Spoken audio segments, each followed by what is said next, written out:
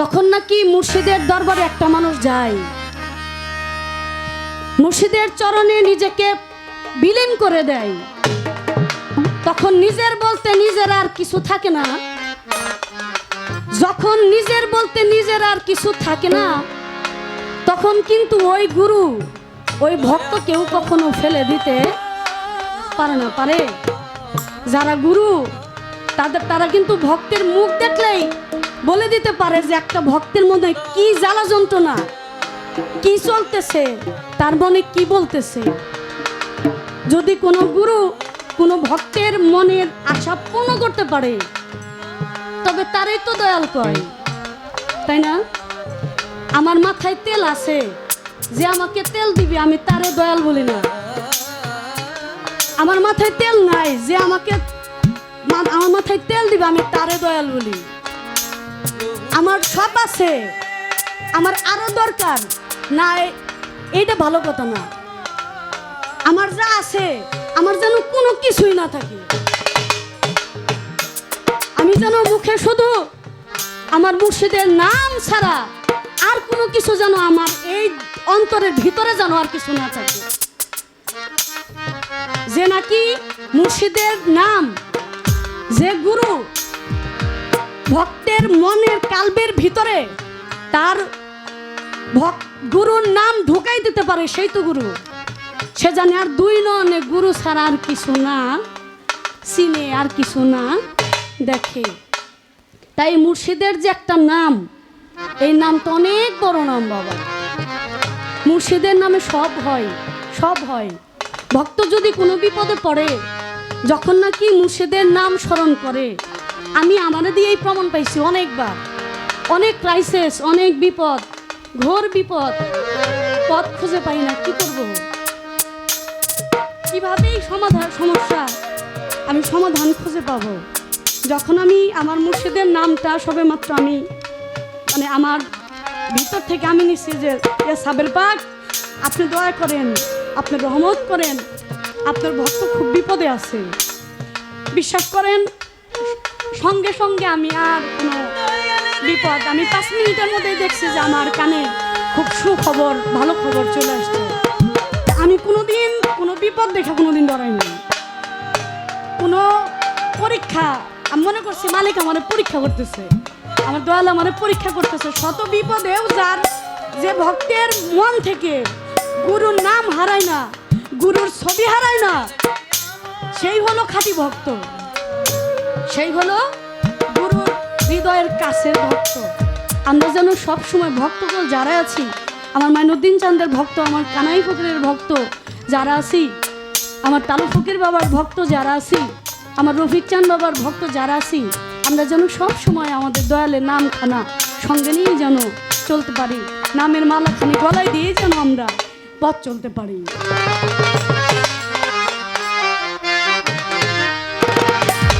আমার মাইনুদ্দিন চাঁদের নামের মালা গো, নামের মালা গলাতে পরিব, আমার রফিক চাঁদের নামের মালা গো, নামের মালা গলাতে পরিব।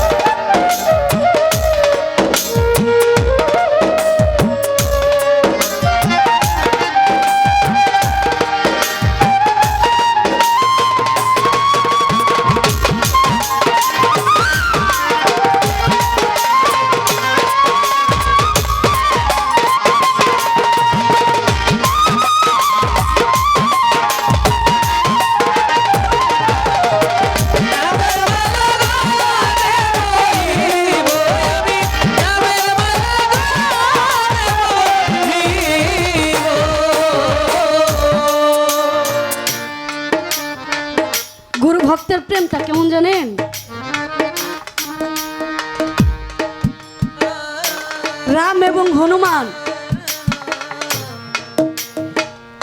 এই রাম আর হনুমানের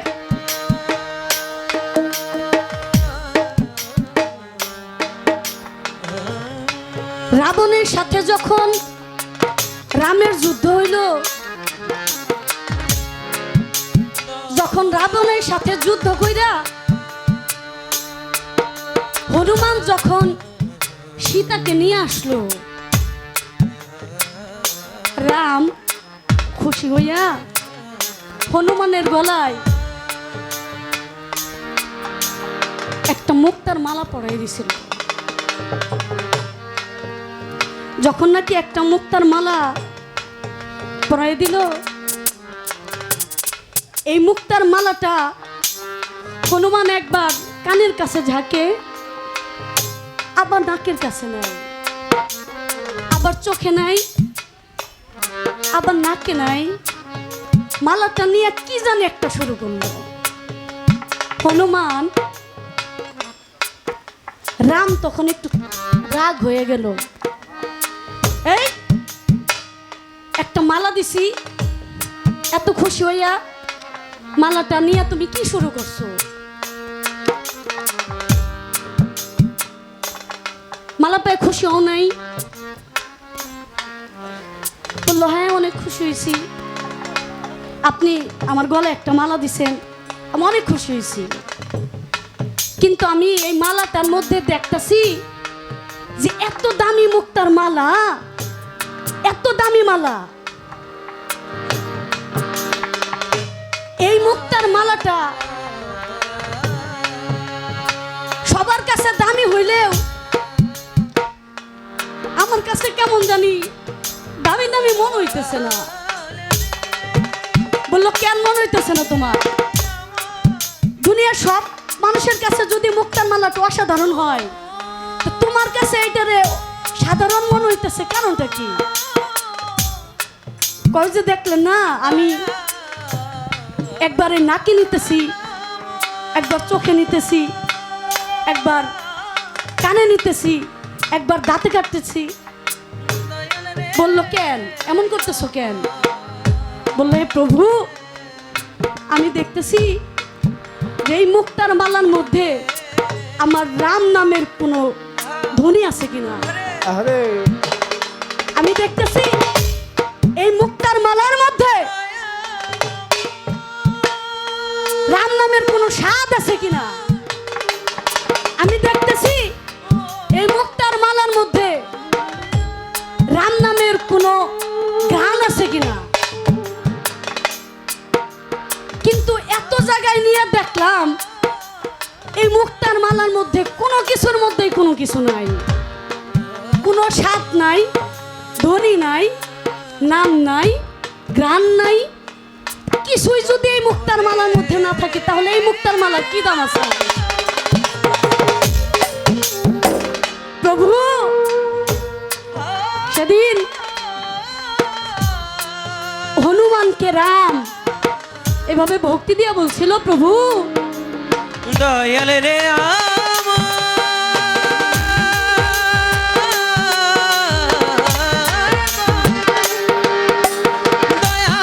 আমি তো এই মুক্তার মালা চাই না, আমি তো চাই আমার মুর্শিদকে, আমার দয়ালকে আমি চাই, আমি মুক্তার মালা চাই না।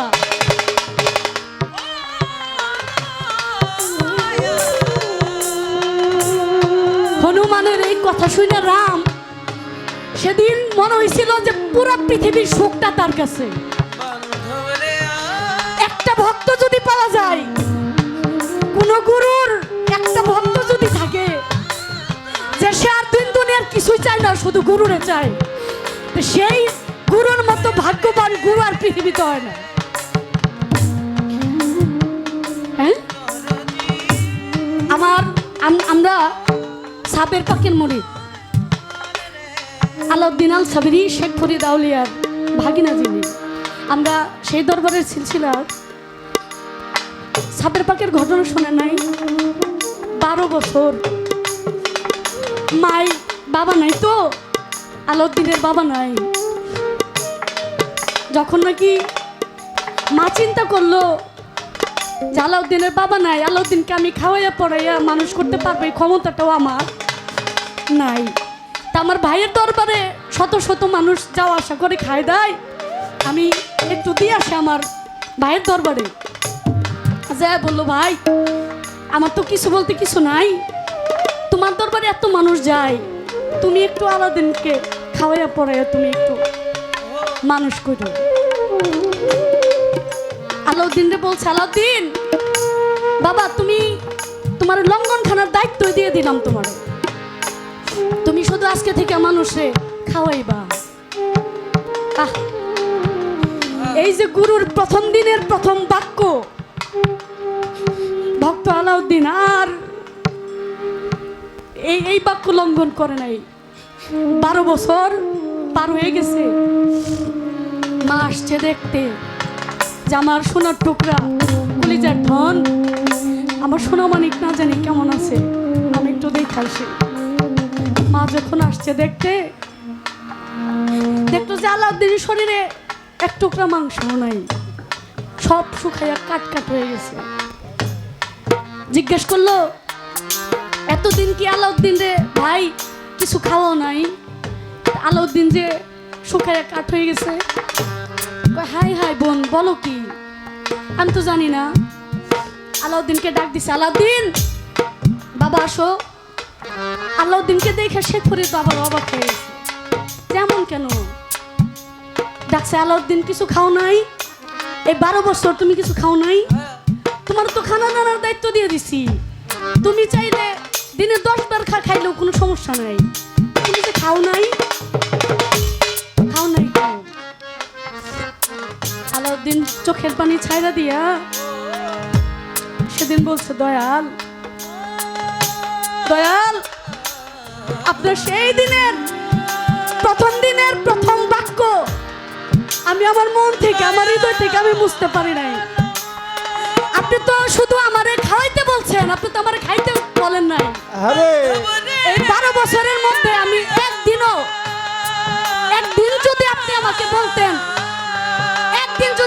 বলতেন আলাউদ্দিন তুমি কিছু খাইও, তাও তো আমি কিছু দানা পানি মুখে দিতাম। দয়াল আমি কিছু খাই নাই, আমি এই 12 বছর আমি কিছু খাই নাই। আলাউদ্দিনকে বুকে টান দিয়ে নিয়ে বললো, বাবা এই ধৈর্য, এই সহ্য যার মাঝে আছে সে কোনো সাধারণ ব্যক্তি না। যে 12 বছর না খেয়ে কাটাই দিতে পারে সে তো কোনো সাধারণ ব্যক্তি না। আলাউদ্দিন কিন্তু বাবা তুমি খাইছোটা কি? এই 12 বছর তো তুমি না খাইও কাটাও নাই, তুমি খাইছোটা কি? আলাউদ্দিন 2 চোখের পানি ছাইরা দিয়ে বললো, বাজান আমি খাইছি তো, আমি খাইছি, একটা জিনিস খাইছি। বললো কি খাইছো? বললো যে আমার যখন ক্ষুধা লাগছে, আমার যখন মনে হয়েছে যে আমার কিছু খাওয়ার প্রয়োজন, আমি তখন অন্য কিছু খাই নাই, আমি তখন আমার শেখ ফরিদ নামের যে মধু, আমি শুধু শেখ ফরিদ জপছি। এই শেখ ফরিদ যখন আমি জপা শুরু করছি, তখন আমার আর এই ভব দুনিয়ার ক্ষুধা আমার আর একটা বারের জন্য লাগে না। একটা বারের জন্য আমার এই ভব ক্ষুধাটা আমার আর লাগে নাই। গুরু নামের সুধা, এটা হলো অমৃত সুধা, এর চাইতে বড় সুধা আর দুনিয়াতে কিছু হইতে পারে না। মাইনুদ্দিন চাঁদ যদি কারোর হৃদয়ে থাকে, আর এই ছবিখানা যদি থাকে, এমন কোনো পৃথিবীর শক্তি নাই যে তাকে কোনো বিপদে ফেলতে পারে, তাকে কোনো কিছুতে আটকায় রাখতে পারে। মুর্শিদের নাম সেদিন ওই হনুমানও মুক্তার একটা মালা পাইয়াও সে কিছু মনে করে নাই, মালাটা ঠাস করে ছিঁড়ে ফালাই দিয়েছিল। হনুমান সেদিন বললো যে এত রাম রাম করো, রাম রে রাখছো কোন জায়গায় রাখছো? বুকটা বুক ছিঁড়া রাম সীতার যুগল মিলনের 2টা ছবি সেদিন দেখাই দিয়েছিল। আমরা খালি গুরুই করি, কিন্তু গুরুর মনের মতো হইতে গেলে যে আমাদের কি করা উচিত এটা আমরা বুঝি না। তারপরও আমি জানি মাইনুদ্দিন চাঁদের ভক্ত যারা তারা তাদের দয়ালের নাম ছাড়া আর কিছুই জানে না। এই নামখানি যেন তাদের সহায় সম্ভব হয়। আমার দয়াল